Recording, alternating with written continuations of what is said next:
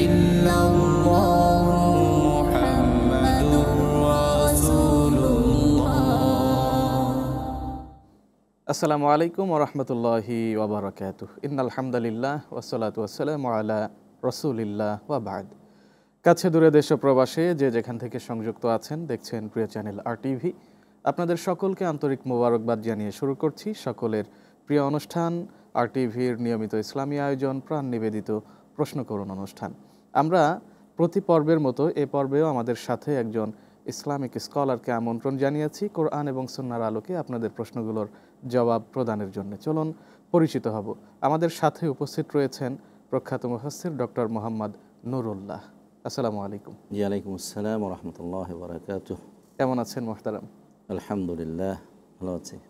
আপনাকে আন্তরিক মোবারকবাদ আমাদের স্টুডিওতে সময় দেওয়ার জন্য।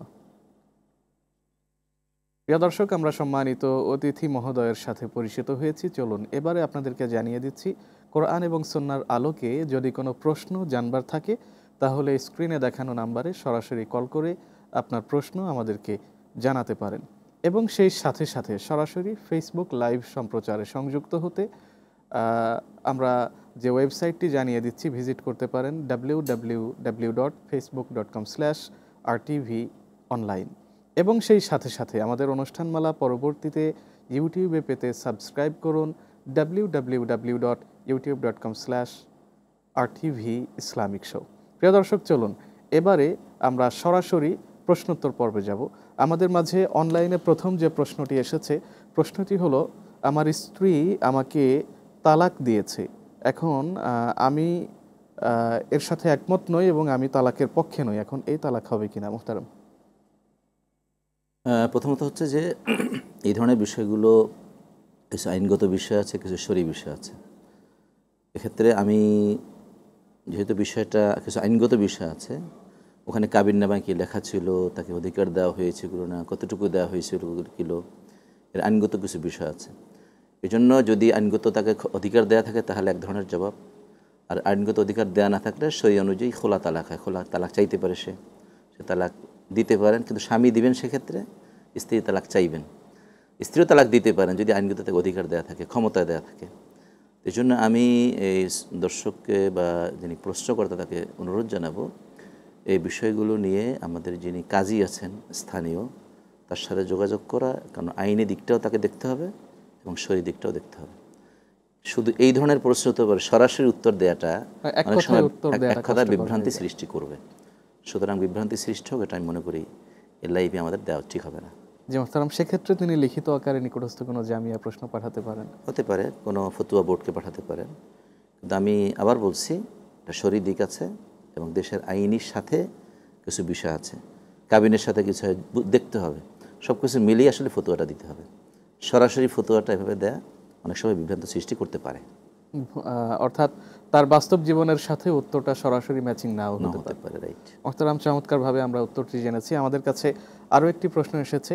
আমাদের এখানে অনলাইনে আমরা প্রশ্ন দেখতে পাচ্ছি, আমাদের দর্শক মণ্ডলীর মধ্য হতে প্রশ্ন করেছেন যে আমরা যখন নামাজ আদায় করি, নামাজ আদায়ের ক্ষেত্রে চতুর্থ রাকাতে যদি তাশাহুদ পড়তে ভুলে গিয়ে শুধু দরুদ শরীফ এবং দোয়া মাসুরা পড়ি, সেক্ষেত্রে আমরা নামাজ কিভাবে আদায় করব? প্রথম হচ্ছে যে আমরা বৈঠকটা কিন্তু আপনার গুরুত্বপূর্ণ, ইম্পর্ট্যান্ট। জি, এবং এক্ষেত্রে আমরা জানি যে ওয়াজিব যদি ভঙ্গ হয় সেক্ষেত্রে সহজতা দিতে হয়। যদি কোনো সুন্নাহ ভঙ্গ হয় এবং সে যদি নামাজ শেষ করে ফেলে তাহলে সেক্ষেত্রে তার নামাজ কিন্তু হয়ে যাবে। তো তাশাহুদ পড়া তো সুন্নাহ, সেক্ষেত্রে নামাজ যদি পড়ে ফেলে, নামাজ সালাম ফিরিয়ে ফেলে, ইনশাআল্লাহ নামাজ হয়ে যাবে, অসুবিধা নেই। মোহতারাম, আমাদের কাছে আরও অনেকগুলো প্রশ্ন এসেছে, তার মধ্যে হতে যে বাছাইকৃত প্রশ্নের মধ্যে হতে তৃতীয় যে প্রশ্নটি আমরা নিচ্ছি, প্রশ্নটি হচ্ছে যে কোনো বাবা মৃত্যুর পূর্বে যদি ওসিয়ত করে যায় যে সন্তানদেরকে সমপরিমাণ সম্পত্তি না দিয়ে কোনো এক সন্তানকে একটু বেশি পরিমাণ সম্পদ দেওয়ার জন্য ওসিয়ত করেছে, এখন এই ওসিয়ত শরীয়তের দৃষ্টিতে বাবার মৃত্যুর পরে সন্তানদের জন্য পালন করা কি জরুরি, নাকি মিরাসের যে বিধান আছে সেভাবেই তারা সম্পদ বন্টন করবেন? প্রথমত মিরাসের ক্ষেত্রে বলি, অন্য যে কোনো ক্ষেত্রেই বলি, কারো ওসিয়ত যদি শরীয়তের বিরুদ্ধে যায় তাহলে সে শরীয়ত মানা তার ওয়ারিসদের জন্য বাধ্য না, সেটা একটা বিষয়।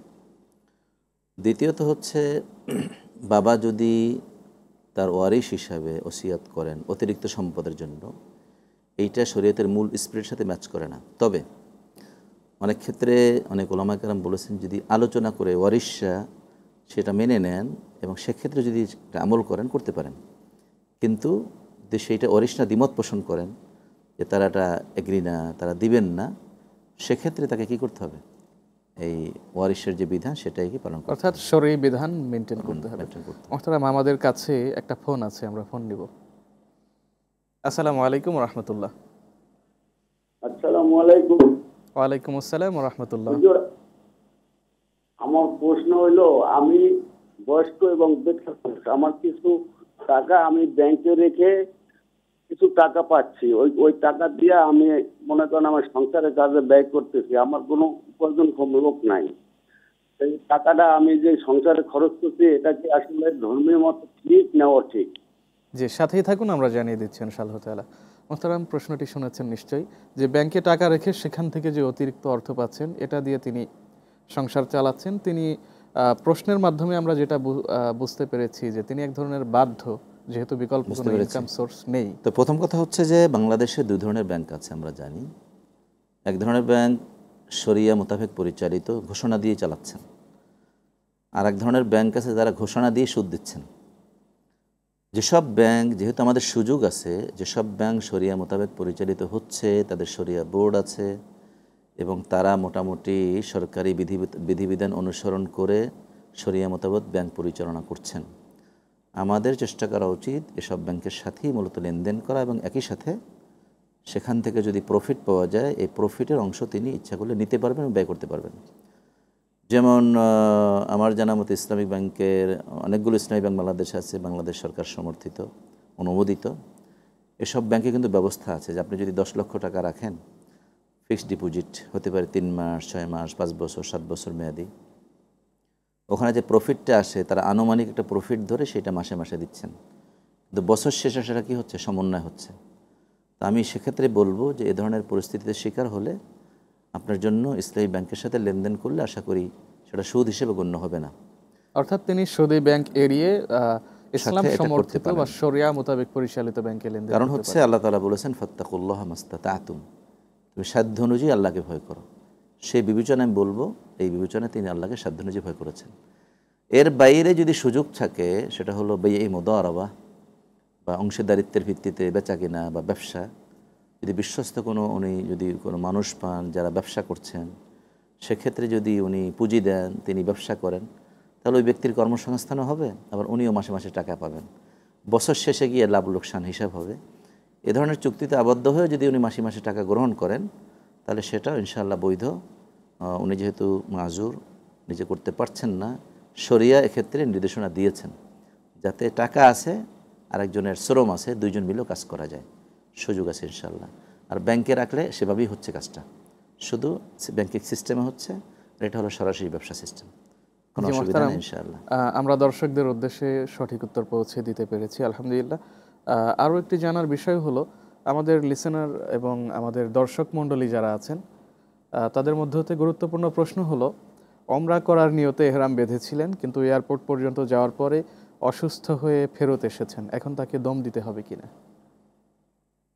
যেহেতু সে ওমরা নিয়ত করেছেন, নিয়তের যদিও মূল জায়গাটা হচ্ছে মিকাত, নিয়তের কিন্তু মূল সুন্নাত জায়গা হচ্ছে আসলে মিকাত।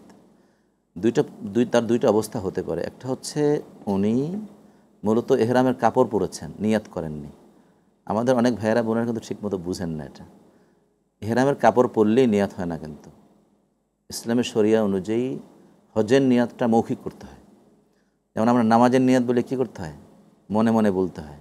মৌখিক করাটা আমরা বলি সুন্নাত না, সুন্নাত পদ্ধতি না। কিন্তু হজের নিয়াতের ক্ষেত্রে বা উমরার নিয়াতের ক্ষেত্রে সুন্নাত পদ্ধতি হচ্ছে অন্তরে সিদ্ধান্ত নেওয়া এবং মুখে স্বীকার করা, বলা লব্বাইক আল্লাহুম্মা উমরাতান, লব্বাইক আল্লাহুম্মা হাজ্জান। সেক্ষেত্রে এই নিয়াতটা সাধারণত করা হয় মিকাত এর জায়গায় পৌঁছলে। বাংলাদেশে যারা মুআল্লিম তারাও করেন এটা, কাপড় পরে যান এয়ারপোর্ট থেকে বা বাসা থেকে, কিন্তু নিয়াত করেন সেখানে। সুতরাং নিয়াত যদি করে না থাকেন, সত্যিকারের নিয়াত বলতে যা বোঝায়, তাহলে ইনশাআল্লাহ কিছুই লাগবে না তার, কারণ তিনি শুধু কাপড় পরেছেন, এখনও এয়ারপোর্ট থেকে ফিরে এসেছেন, নিয়াত করেননি। আর একটা হলো যে না, একেবারে মিকাত থেকে করা সুন্নত, কিন্তু বাসা থেকেও কিন্তু করে বের হতে পারেন, যে উনি নিয়াত করে একদম, যে ওমরার জন্য যে নিয়াত বলতে বোঝায় লাব্বাইক আল্লাহুম্মা উমরাতান, কাপড় পরেছেন, উনি যে 2 রাকাত ওযু করে পরিচ্ছন্ন হয়ে 2 রাকাত নামাজ পড়ার বিষয় আছে সেগুলো করেছেন। এভরিথিং যদি করে থাকেন তাহলে উনি নিয়াত করেছেন। সেই অর্থে যদি উনি না করে থাকেন, এই উমরার জন্য তার পরবর্তীতে করার জন্য তিনি করবেন। জি মোহতারাম, আমাদের কাছে একটা ফোন আছে। জি, আসসালামু আলাইকুম ওয়া রাহমাতুল্লাহ। ওয়ালাইকুম আসসালাম। হুজুর, আমি নাম প্রকাশ করতে চাচ্ছি না, আমি চট্টগ্রাম থেকে বলছি। বলুন কি প্রশ্ন? আমি বলতে আমার পিতা ইন্তেকাল করেছেন কিছুদিন আগে, তো ওনার ইন্তেকালের মাসখানেক আগে আমার সাথে ওনার দেখা হয়। আমি বাইরে থেকে গিয়েছিলাম বাবার কাছে, তো উনি একটু মানসিক ভারসাম্যহীন ছিলেন, এই কারণে আমরা ওনাকে নগদ টাকা বা দামি জিনিসপত্র ওনার কাছে রাখতাম না। হ্যাঁ, তো উনি আমার কাছে 10,000 টাকা চেয়েছিলেন, যে বাবা আমাকে 10,000 টাকা দিও। আমি বলছিলাম আপনাকে কি করবেন আব্বা? তখন উনি বলেছিলেন আমার কাজে লাগবে, কিন্তু আমার অন্যান্য ভাই বোনরা বলছে যে আব্বা কি করে, তুমি টাকা দিও না। তো পরে আমি টাকাটা দিই নাই ওনাকে। হ্যাঁ, তার কিছুদিন পরে উনি ইন্তেকাল করেন। তো এটা আমার মানে মনের মধ্যে একটা অনেক বড় কষ্ট। হুজুর, আমি এটা কি করলাম? আমার আব্বা কেন চেয়েছিলেন? আমি এখন মানে খুবই অপরাধ বোধে ভুগি। আমি কি করতে পারি? আমাকে একটু সাজেশন দেন। জি, সাথেই থাকুন, আমরা জানাবার চেষ্টা করছি ইনশাআল্লাহ তাআলা। দেখুন, বাবা মা মানুষের জীবনের অনেক বড় একটা নিয়ামত। আল্লাহ রাব্বুল আলামিন বাবা মায়ের ব্যাপারে আমাদেরকে নমনীয় আচরণের কথা, ইহসানের কথা মহাগ্রন্থ কোরআনে কারিমে জানিয়েছেন। খুবই গুরুত্বপূর্ণ এবং চমৎকার প্রশ্ন। আমরা প্রশ্নটির উত্তর জানব ছোট্ট একটি ব্রেকের পর। আমাদের প্রথম বিরতিতে যাওয়ার সময় হয়েছে। আমরা বিরতি থেকে কিছুক্ষণের মধ্যেই ফিরছি, কোথাও যাবেন না, সঙ্গেই থাকুন।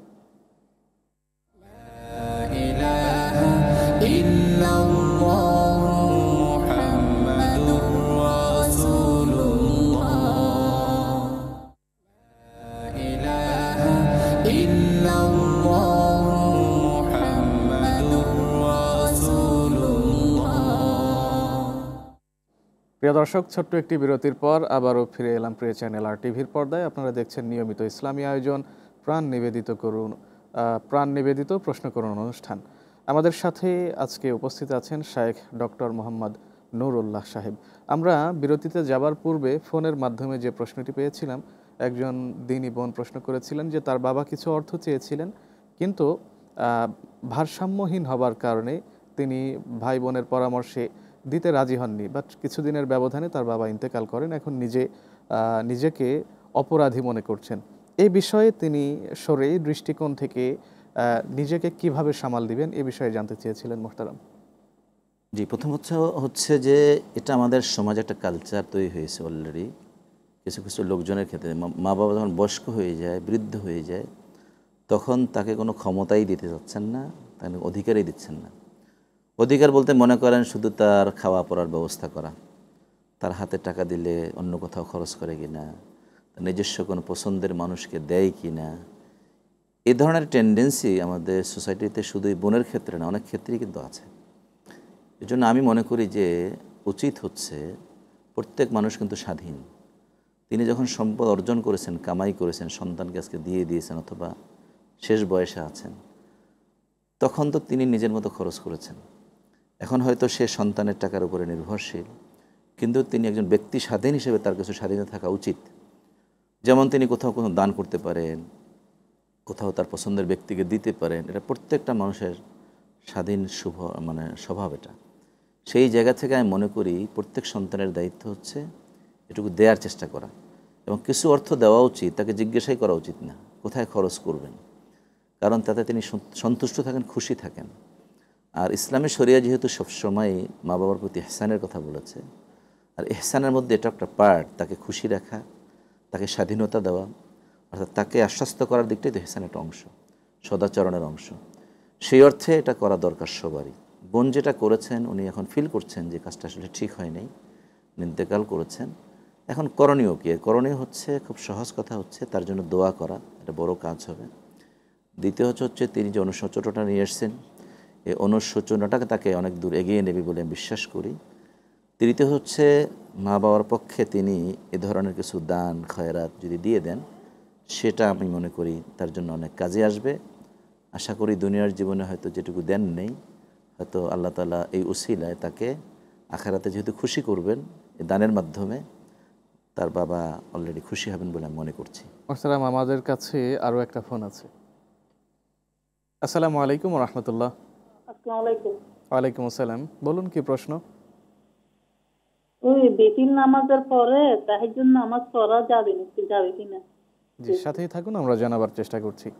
বেতের নামাজের সাথে কি নামাজ? অর্থাৎ বেতের নামাজ পড়ার পরে তাহাজ্জুদ পড়া যাবে কিনা। বোনকে ধন্যবাদ জানাচ্ছি। বেতের নামাজের পরে তাহাজ্জুদ পড়া যাবে কিনা, প্রথম কথা হচ্ছে দুটো সূরত হতে পারে।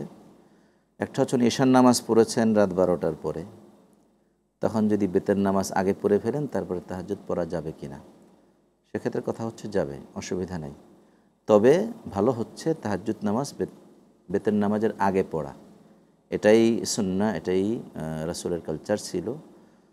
সেক্ষেত্রে ওলামায়ে কেরাম বলেন যেটা যে কেউ যদি ঘুম থেকে ওঠার সম্ভাবনা না থাকে, উঠতেও পারেন না উঠতে পারেন, সেক্ষেত্রে বেতের নামাজ যেহেতু হানাফদের নিকটে ওয়াজিব, অন্যদের নিকটে গুরুত্বপূর্ণ সুন্নাহ, এটা পরে উনি ঘুমিয়ে যাবেন, তারপরে কী করবেন, বেতের নামাজ তাহাজ্জুদ নামাজ পড়বেন।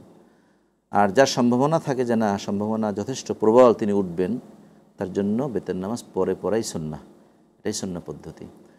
প্রাসঙ্গে একটু কারেকশন দিতে যাচ্ছে আমি। প্রথম যে প্রশ্নটা ছিল যে 4 রাকাত নামাজে তাশাহুদ যদি সে ছেড়ে দেন, আসলে তাশাহুদটা আমি সুন্নাত বলেছিলাম না, তাশাহুদটা আসলে ওয়াজিব। কেউ কেউ বলেছেন রুকনুস সালাহ। এই জন্য তাশাহুদ ছেড়ে দিলে সেক্ষেত্রে কী করতে হবে, ভুলে যদি ছেড়ে দেন তিনি সুজদা দিবেন, ইনশাআল্লাহ নামাজ হয়ে যাবে। প্রথম যে একটা প্রশ্ন ছিল, জি, প্রথম যে প্রশ্ন কারেকশন দিলাম আর কি। জি মোহতারাম, আমরা কোরআন এবং সুন্নাহর আলোকে জীবনযাপন করতে গিয়ে অনেক সময় বাধাগ্রস্ত হই। অনেক সময় আমাদের প্রতিবেশীরা হঠাৎ যখন দেখে যে আমরা নামাজি হচ্ছি, তখন তারা আমাদের দিকে একটু বাঁকা নজরে তাকাবার চেষ্টা করে যে এতদিন তো এরকম ছিল, হঠাৎ করে কেন নামাজি হয়ে গেল। এভাবে করে বিশেষ করে যারা নতুনভাবে ইসলাম প্র্যাকটিসের চেষ্টা করেন, তারা এইভাবে কটু কথার শিকার হন সমাজে। তো তাদের ব্যাপারে ইসলাম কি বলছে মূলত? প্রথম কথা হচ্ছে যে যদি ইস্তেহজা হয়, ইস্তেহজা মানে হচ্ছে শরিয়ার কোনো বিধানকে নিয়ে এক ধরনের বলতে পারেন আমরা হাসি ঠাট্টা যদি অর্থে কেউ করে, ইসলামের শরীয়তের কোনো বিধান, যেমন সেটা হতে পারে সালাত, হতে পারে সাওম, অন্যান্য বিধিবিধান, এটা যদি কেউ তামাশা করে হাসি ঠাট্টা হিসেবে দেখে, তাহলে এটা কিন্তু শরীয়তে খুব মারাত্মক। এটা বলা হয় শরীয়তে যে সকল কারণে ঈমান ভঙ্গ হয়, এর 10টার মধ্যে একটা হচ্ছে ইস্তেহজা বি রাসূলিল্লাহ এবং ইস্তেহজা বিল আহকামিল ইসলাম। ইসলাম সম্পর্কে এ ধরনের হাসি ঠাট্টা করার অর্থে যদি কেউ করে, তাহলে অবৈধ না, জায়েজ নেই, সেটা অনেক ক্ষেত্রে কুফরি, ঈমানকে ধ্বংস করে দেয়। জি মোহতারাম, আমাদের কাছে একটা ফোন আছে, ফোন নিয়ে তারপর আমরা আলোচনা কন্টিনিউ করব। আসসালামু আলাইকুম ওয়া রাহমাতুল্লাহ। ওয়ালাইকুম আসসালাম ওয়া রাহমাতুল্লাহ। আচ্ছা, আমরা একটা জিনিস আমি জানতে চাচ্ছি যে একটা হচ্ছে হকুল্লাহ, হকুল ইবাদ হচ্ছে বান্দার হক। হ্যাঁ, তো এখন যে কোনো বাবা, ধরেন তার 2 মেয়ে এবং 1 ছেলে আছে, কোনো বাবা তার জীবিত অবস্থায় দুই মেয়ের ওয়ারিশ না দিয়ে ছেলেকে পুরো সম্পত্তি লিখে দিয়েছে। এই ক্ষেত্রে আমি লন্ডন মসজিদের খতিবের একটা বক্তব্য শুনেছি যে এইরকম ওয়ারিশ ঠকানো যারা করবে তাদের জাহান্নাম কনফার্ম করে নিতে হবে। আসলে কথাটা কতটুকু সত্যি? জি, সাথেই থাকুন, আমরা জানাবার চেষ্টা করব। মোহতারাম, আমরা প্রথম প্রশ্ন জেনে দেন পরবর্তী প্রশ্নের উত্তর জানব। উত্তর তো ভাই দিয়ে দিয়েছেন অলরেডি। বিষয়টা হচ্ছে যে হকুল ইবাদ, নিঃসন্দেহে সম্পদ যদি কেউ বাবা তার জীবদ্দশায় কাউকে দিতে চান, তাহলে কিন্তু শরীয়র কিছু নির্দেশনা আছে। প্রথম হচ্ছে দেওয়া যাবে কিনা এটা নিয়েই কথা আছে। যদি কেউ দেন তাহলে সম্পদ দিবেন সন্তানদেরকে সমানভাবে। যেমন ধরেন সেক্ষেত্রে কিন্তু মেয়েদের অর্ধেক, পুরুষের পূর্ণ, এটা কিন্তু ওয়ারিশের ক্ষেত্রে হয়, জীবদ্দশা হয় না। আমি একটা উদাহরণ দিই। যেমন ধরেন জীবদ্দশা আমরা যদি একটা বাচ্চাকে কাপড় কিনতে দিই, তখন কি মেয়েকে 200 টাকায় দিই, ছেলেকে 400 টাকায় দেই না, বরং অনেক ক্ষেত্রে মেয়েদেরটা বেশিও লাগতে পারে। আমরা যদি খেতে বসি একসাথে, প্রয়োজনের তুলনায় মেয়েদের একটু বেশি, এটা বলা ইনসাফ, অনেক ক্ষেত্রে দাম বেশি হতে পারে। জি, আপনার খেতে বসছেন, ছেলেকে 2টো ডিম দিবেন, মেয়েকে 1টা ডিম দিবেন? নো, জীবদ্দশায় করার কোনো সুযোগ নেই। শরিয়া বিভিন্ন কারণে এটাকে অর্ধেক করেছে মৃত্যুবরণ করার পরে। সঙ্গত কারণেই এটা ওয়ারিশের বিধান, আইন, এটা অধিকার, মেয়ের অধিকার কেউ যদি লঙ্ঘন করে তাহলে যার অধিকার লঙ্ঘন করা হয়েছে তিনি ক্ষমা না করলে আল্লাহ ক্ষমা করুন না। সুতরাং বিষয়টা নির্ভর করবে ওই মেয়ের উপরে। যদি মেয়ে ঠিক আছে বাবা ভুল করে গেছে মাফ করে দিলাম, যদি সত্যি মন থেকে ক্ষমা করে দেয় আল্লাহ তাকে ক্ষমা করবেন বলে আমরা আশা করি। কিন্তু মেয়ে যদি তার দাবি রাখেন এবং যদি কিয়ামতের দিন বাবাকে ধরেন যে আমার অধিকার থেকে বঞ্চিত কেন করেছো, তাহলে সে উত্তর দিতে না পারলে তাকে অবশ্যই জাহান্নামে যেতে হবে। আল্লাহ তো শিক্ষার সব মাফ করতে পারেন, সেটা ভিন্ন জিনিস, তবে বান্দার গুনাহ আল্লাহ মাফ করেন না। বান্দা যতক্ষণ না মাফ না করছে, বান্দা যতক্ষণ মাফ না করে। মুহতারাম আরেকটা ফোন আছে আমাদের কাছে। আসসালামু আলাইকুম। হ্যালো, জি বলুন, শুনতে পাচ্ছি আমরা। ওয়ালাইকুম সালাম। জি, আমার প্রথম প্রশ্ন হলো যে আমার দুইটাই প্রশ্ন ছিল। প্রথম প্রশ্ন যে আমি মনে করুন ফজর নামাজ প্রায় মানে প্রতিদিনই ঘরে পড়ে যাই এবং মসজিদে কি যাই 2 রাকাত তকবীর মসজিদ পড়তে পারবো না, বসে যাইতে হবে। একটা প্রশ্ন। জি, পরের প্রশ্ন। আর দ্বিতীয় প্রশ্ন হলো যে মনে করেন মাগরিবের নামাজের এক্সাম্পল ধরেন, আমি 2 রাকাত পাইনি, 1 রাকাত পাইছি, তো এই দ্বিতীয় আমার তো মনে করেন দ্বিতীয় প্রথম রাকাতে বৈঠকে মনে করেন ইমাম সাহেব তো তাশাহুদ পড়লো, দরুদ পড়লো, রহমান সূরা পড়লো, আমি কি দরুদ শরীফ পড়ে বসে থাকবো নাকি আমার কোনো কিছু পড়ার সুযোগ আছে? জি, সাথেই থাকুন, আমরা জানাবার চেষ্টা করছি ইনশাআল্লাহ তাআলা। মুহতারাম, প্রথম প্রশ্ন হলো তিনি অধিকাংশ সময় ঘরে নামাজ পড়েন, অর্থাৎ ফজরে যখন মসজিদে নামাজ আদায় করার কথা বলা হয়েছে তিনি সুন্নাতটা হয়তো ঘরে পড়েন এবং ফরজ মসজিদে আদায় করেন, এ ব্যাপারে জানতে চেয়েছেন। এখানে তো উনি ঠিকই আছেন, প্রশ্নটা ক্লিয়ার না আমার কাছে। উনি সুন্নাত নামাজ ঘরে পড়ছেন, ফরজ নামাজ মসজিদে পড়ছেন। এক্ষেত্রে তো শরিয়ার বিধান হচ্ছে সুন্নাহ ঘরে পড়াই ভালো। এমনকি আপনি যদি পরে কোনো সুন্নাহ থাকে, যেমন জোহরের 2 রাকাত সুন্নাত লাস্টে, আপনার জন্য ভালো হচ্ছে জোহরের 2 রাকাত সুন্নাত নামাজ বাসায় এসে পড়া। সুতরাং ফরজ নামাজই মসজিদে পড়া সুন্নাহ। আমরা পড়ছি সুন্নাত ফরজ সবই পড়ছি, তবে সুন্নাত নামাজ বাসায় পড়তে পারলে সেটাই ভালো। জি, অর্থাৎ ফরজ নামাজগুলো আমরা জামাতে মসজিদে আদায় করব, আর সুন্নাতগুলো বাসায় পড়াই ভালো। এটা উত্তম কাজ করছেন, এক্ষেত্রে ওনার কোনো অসুবিধা তো নাই, বরং উত্তম কাজটি করছেন। জি মুহতারাম, আমরা দ্বিতীয় প্রশ্নটি জানবো বিরতি থেকে ফিরে এসে ইনশাআল্লাহ তাআলা। ইনশাআল্লাহ। প্রিয় দর্শক, আপনারা দেখছেন RTVর নিয়মিত ইসলামী প্রশ্নোত্তরমূলক লাইভ অনুষ্ঠান প্রাণ নিবেদিত প্রশ্ন করুন। আমরা আবারও ছোট্ট একটি ব্রেকে যাচ্ছি, কোথাও যাবেন না, সঙ্গেই থাকুন, ফিরছি কিছুক্ষণের মধ্যেই।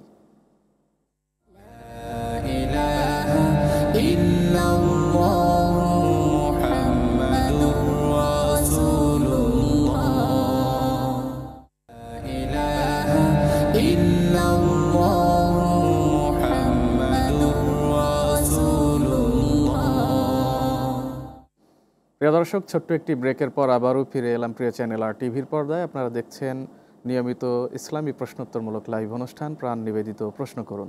আমরা লাইভের পূর্বে একটি প্রশ্ন রেখে গিয়েছিলাম, এই প্রশ্নটির উত্তর জানবো, তবে তার পূর্বে আমরা আরও একটি ফোন নিচ্ছি। আসসালামু আলাইকুম, কে আছেন আমাদের সাথে? আসসালামু আলাইকুম, আমি পাবনা থেকে বলছি, আমার নাম আল মামুন। আমি আপনাদের কাছে আমার প্রশ্ন যে আমি চাকরি শেষে আমি 10 লাখ টাকা পেয়েছি, মনে করেন যে সরকার থেকে। এই টাকাটা আমি হিসাব অনুযায়ী যাকাত দিয়ে টাকাটা আমি ব্যাংকে তুললাম উইদাউট ইন্টারেস্টে। এই টাকাটা আমি তুলে মাঝে মাঝে খাচ্ছি। এখন পরবর্তী বছরে যাইয়া কি আমাকে এই টাকাটার কোনো যাকাত দিতে হবে কিনা? জি, সাথেই থাকুন, আমরা জানাবার চেষ্টা করব। মুহতারাম, আমরা বিরতির পূর্বের প্রশ্নটির উত্তর আগে জানব। প্রশ্নটি ছিল একজন ভাই মাগরিবের নামাজ 1 রাকাত পেয়েছেন, তিনি শেষ রাকাত পেয়েছেন। এখন শেষ রাকাতে ইমাম সাহেব বৈঠকে বসেছেন, তাশাহুদ, দুরূদ শরীফ, দোয়া মাসুরা পড়ছেন, কিন্তু এক্ষেত্রে মুসল্লির করণীয় কি? প্রথমত হচ্ছে মুসল্লির তো তার জন্য এখানে তিনি যেহেতু পেয়েছেন ওই বৈঠকটা তার জন্য খুব প্রযোজ্য না, কারণ দ্বিতীয় বৈঠকে তাকে করতে হবে, অর্থাৎ দ্বিতীয় রাকাতে তাকে বসতে হবে। যেহেতু দ্বিতীয় রাকাতে তিনি বসবেন এবং ওখানে তাশাহুদ পড়বেন, এক্ষেত্রে তিনি বসবেন, তার তেমন কিছু করণীয় নেই ইনশাআল্লাহ। তিনি নামাজে মনোনিবেশ থাকবেন, নামাজে মনোনিবেশ রেখে তিনি চুপ থাকবেন। অর্থাৎ দ্বিতীয় প্রশ্ন হচ্ছে যে তিনি সরকারি, আমাদের ভাই যিনি প্রশ্নটা করেছেন, জি, একবার জাকাত দিয়ে জাকাত টাকা দিয়েছেন। রেখেছেন, এখন বছরে বছরে দিতে হবে কি? শরিয়া যে নির্দেশনাটা দেয় যে আসলে টাকাকে বসিয়ে রাখাটা এটা শরীয়তের দৃষ্টিভঙ্গি না।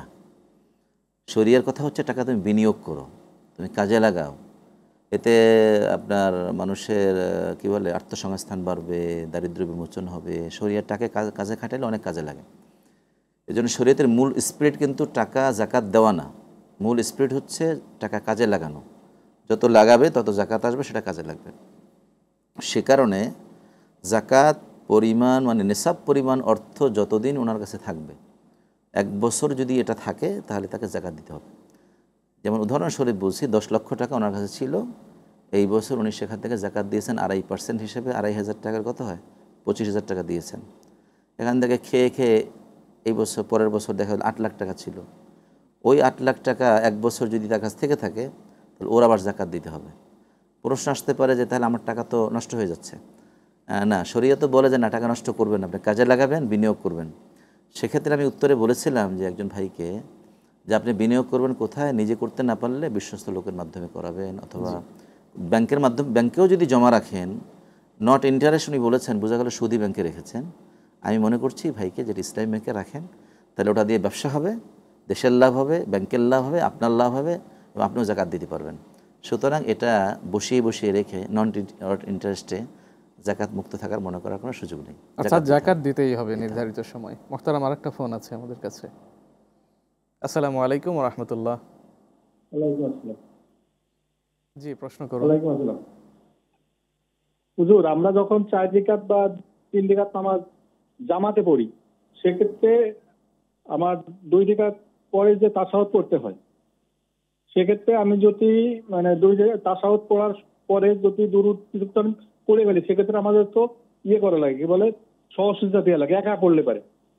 কিন্তু আমি যদি জামাতে পড়ি, সেক্ষেত্রে আমি এটা কি করতে পারি? তখন তো আমি সহসিজদা দিতে পারতেছি না। জি, সাথেই থাকুন, আমরা জানাচ্ছি। মোহতারাম, জামাতের ক্ষেত্রে কি করবেন? জামাতে যেহেতু আপনি অনুসরণ করছেন ইমামের, সুতরাং আপনার এখানে দিতে হবে না, কারণ আপনার এখানে ইমাম ইম্পর্টেন্ট, আপনি ইম্পর্টেন্ট কম। আপনি ভুল করেছেন, ইনশাআল্লাহ এটুকুর জন্য আপনার অসুবিধা নেই, যেহেতু ইমাম সাহেব আছেন। ইমাম সাহেব আছেন।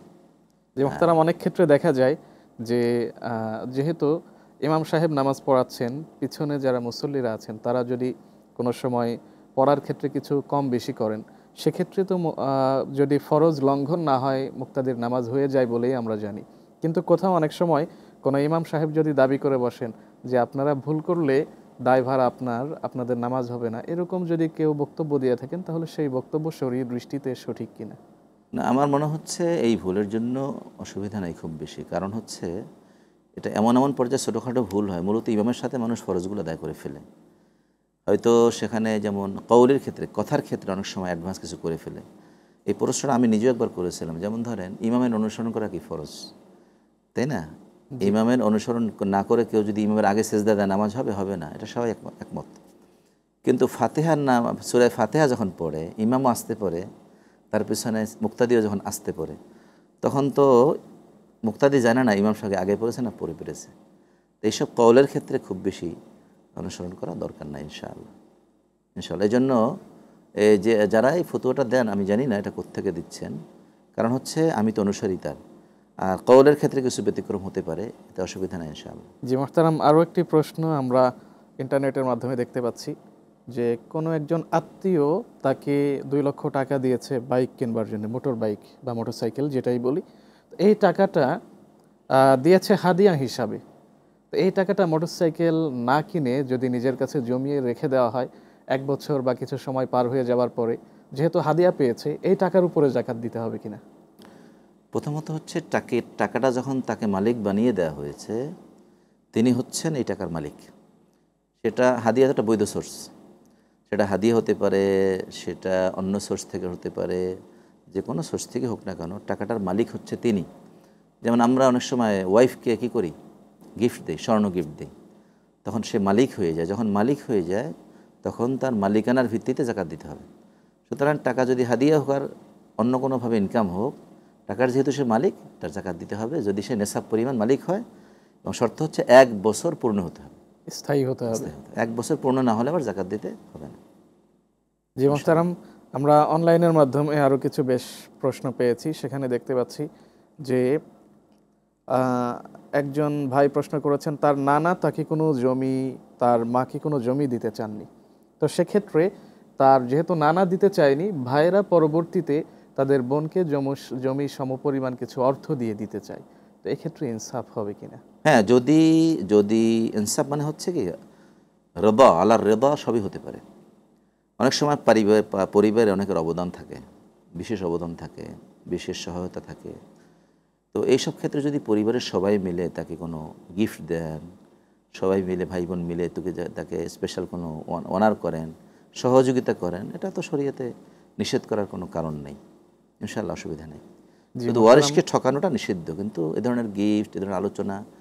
আমি একটা ফ্যামিলিকে জানি, পারিবারিক সমিতি আছে তাদের, সবাই মিলে একজন অসুস্থ হলে সবাই মিলে চান্দা ধরে সেখানে হেল্প করে। এগুলো তো আমাদের সহানুভূতির অ্যাক্টিভিটি। ইসলাম তো সহানুভূতির কথা বলে, পারস্পরিক সহযোগিতার কথা বলে, এতে দৃঢ় মানে আত্মীয়তার বন্ধন সুদৃঢ় হয়। এটা তো নিষেধ হওয়ার কোনো কারণ নেই, কাউকে ঠকানো হচ্ছে না, সবাই মিলে করছেন, কোনো অসুবিধা নেই। আমাদের কাছে আরও একটা ফোন কল আছে। আসসালামু আলাইকুম ওয়া রাহমাতুল্লাহ। জি, আসসালামু আলাইকুম। ওয়ালাইকুম আসসালাম ওয়া রাহমাতুল্লাহি ওয়া বারাকাতুহু। বলুন কি প্রশ্ন? হুজুর, আমার একটা প্রশ্ন আছে। জি বলুন। প্রশ্ন হলো, আমি সঞ্চয়পত্র কিনেছি, সরকারের যে সঞ্চয়পত্র, যেটা কোনো ব্যাংক থেকে না, এটা পোস্ট অফিস থেকে, ডাকঘর থেকে কিনছি। সঞ্চয়পত্র কিনে ওই টাকা দিয়ে আমার সংসার চালানোর জন্য খরচ করতেছি। এখন এটা ইসলামের দৃষ্টিতে বৈধ হবে কিনা এটা জানতে চাচ্ছি। আমি কোনো সুদী ব্যাংকের থেকে নেইনি বা অন্য কোনো জায়গা থেকে নেইনি, এটা সরকারি সঞ্চয়পত্র। জি, সাথেই থাকুন। মোহতারাম, সঞ্চয়পত্রের বিষয়টা সম্পর্কে আমরা জানি, এটাও কিন্তু টাকা দিয়ে কেনার পরে বিপরীতে টাকাই দেওয়া হয়, অন কাইন্ড অফ সুদের মতোই বা সুদ বলা যেতে পারে। তো তিনি জানতে চেয়েছেন যে তিনি কোনো ব্যাংক থেকে কিনেননি, পোস্ট অফিস থেকে কিনেছেন। এক্ষেত্রে আমি একদম কনক্রিট উত্তরটা দিতে চাচ্ছি না, এই অর্থে প্রথম হলো যে অর্গানাইজেশন থেকে কিনছেন, সেটা পোস্টাল হোক, অন্য জায়গা থেকে হোক, তারা এই টাকাটা কিভাবে বিনিয়োগ করে প্রফিটটা দিচ্ছেন, ঠিক আমার কাছেও একদম পরিষ্কার না। যদি তারা এমন পদ্ধতিতে এটা বিনিয়োগ করে থাকেন যে এই পদ্ধতি শরিয়াসম্মত, সেটা বিনিয়োগ হতে পারে, সেটা কোনো ব্যবসা প্রতিষ্ঠান হতে পারে, যেমন ইসলামী ব্যাংকগুলো করে, উদারাবার ভিত্তিতে হতে পারে। যদি এভাবে ইনকামটা হয়, তাহলে সেখান থেকে ওনার জন্য ইনকামটা নেওয়া কি জায়েজ আছে, অন্যথায় নেওয়া বৈধ। কিন্তু যদি তারা আবার এই টাকাটা সুদী লেনদেন করে, সুদীভাবে এটাকে প্রমোট করে, এই জায়গাটা কিন্তু আমাদের আসলে শরিয়ার বিবেচনায় সঠিক বলার সুযোগ নেই। জি মোহতারাম, আপনাকে আন্তরিকভাবে আবারও মোবারকবাদ জানাচ্ছি আমাদের স্টুডিওতে সময় দেওয়ার জন্য। জি, আপনাকে ধন্যবাদ, জাযাকুমুল্লাহ। প্রিয় দর্শক, আপনারা দেখছেন RTVর নিয়মিত ইসলামী প্রশ্নোত্তরমূলক আয়োজন প্রাণ নিবেদিত প্রশ্ন করুন। আমরা দেখতে দেখতে একেবারেই শেষ প্রান্তে চলে এসেছি। এ পর্ব থেকে বিদায় নিতে হচ্ছে। পরবর্তী পর্ব দেখার আমন্ত্রণ জানিয়ে শেষ করছি। আসসালামু আলাইকুম ওয়া রাহমাতুল্লাহি ওয়া বারাকাতুহু।